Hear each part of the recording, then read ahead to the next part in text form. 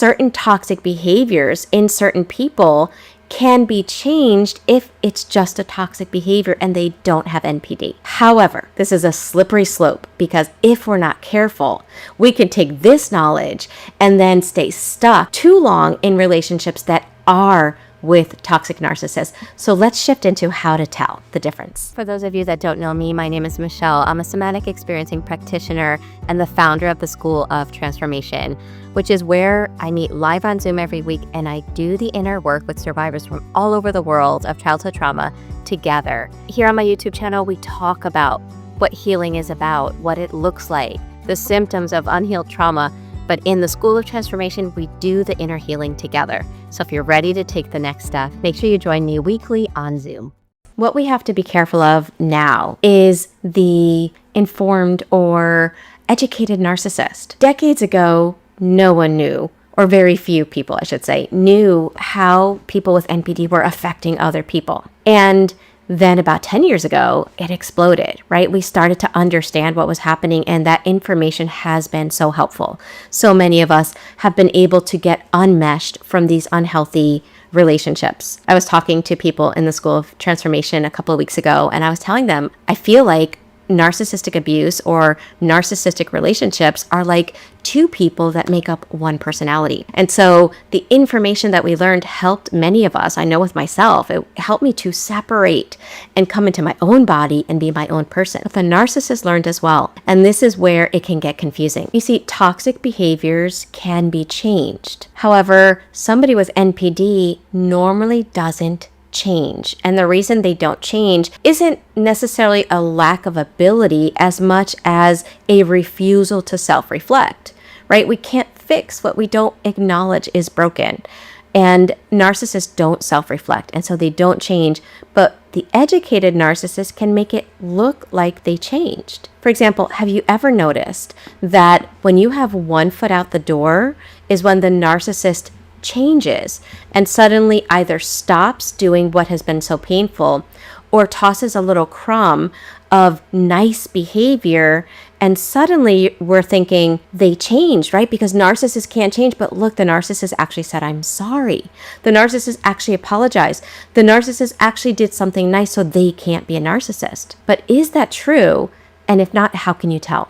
As educated as narcissists are becoming, their education is only surface level or skin deep. And what I mean by that is they may learn what they're doing to get caught, and they may hide certain overt behaviors, or they might change certain things to make it look like they changed. For example, with an apology. Narcissists don't apologize, right? But then a narcissist apologizes, they're not a narcissist.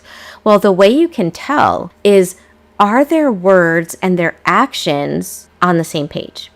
Because a narcissist can learn what to say, but since they're never willing to change who they are on the inside, it's going to show up with their actions. There's going to be a huge discrepancy between their words and their actions. So if a narcissist apologizes to you and you're like, oh, maybe they're not a narcissist because they did this thing that narcissists don't do, you want to ask yourself, one, are their actions on the same page? Two, something else that you want to look for is what happens when you start believing it. So for example, when a narcissist does do their change, it usually is very short-lived, and it usually changes back to their old behavior the second you're all in. You see, the narcissist reels you in and spits you out to their convenience. And so when you have one foot out the door, they will show this change. And if you're anything like me and you've been through narcissistic abuse for a long time, you don't believe it right away, but you don't leave. So there's like this time period of like watching and seeing like, is this behavior going to stay? And guess what? It does stay for a little while. But the secret that you want to watch for, so that you don't get fooled into thinking that this is real change, you want to watch for, does this change continue even when you're all in? Even when you believe and trust them now, like they've been staying at this new behavior for a while, so now you trust it. Does that new behavior stay even when you're trusting it? Or is it the second you begin to trust it, they go back to being who they were before? This is a classic sign of the abuse cycle. Something that helped me was to keep track of how long the good cycle or the happy cycle stayed and how long the absolute flip side and miserable side stayed, because that's the two sides of narcissistic relationships. They bring you like a roller coaster way up high, only to plunge you way down low, to reel you back in, to do it all over again.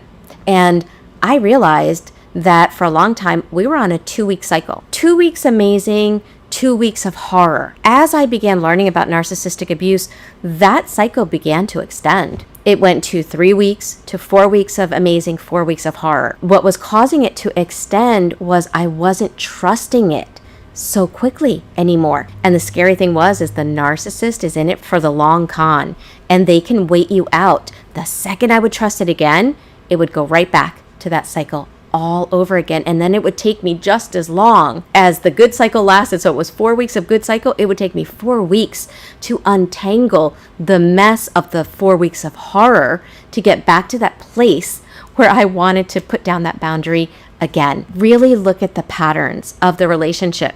If they're saying sorry, but the patterns stay the same, there is no growth in the relationship. There is no learning from the past, only repetition of the past, then you're probably with somebody with NPD and not just somebody that has toxic behaviors. Okay. So regardless of whether you are in a relationship with somebody that has some toxic behaviors or somebody that has NPD, getting healthy relationship skills for yourself is what is vital. For example, the first thing that is needed to learn how to do is to set boundaries, enforce boundaries, and to be able to stay in what you know is right and best for you, even when somebody else is having a tantrum and getting upset and trying to make you feel like you're this horrible person for simply caring about your needs. The second tip I want to give you, whether you're dealing with a toxic person or a narcissist, is to begin learning the healthy behavior skill of not taking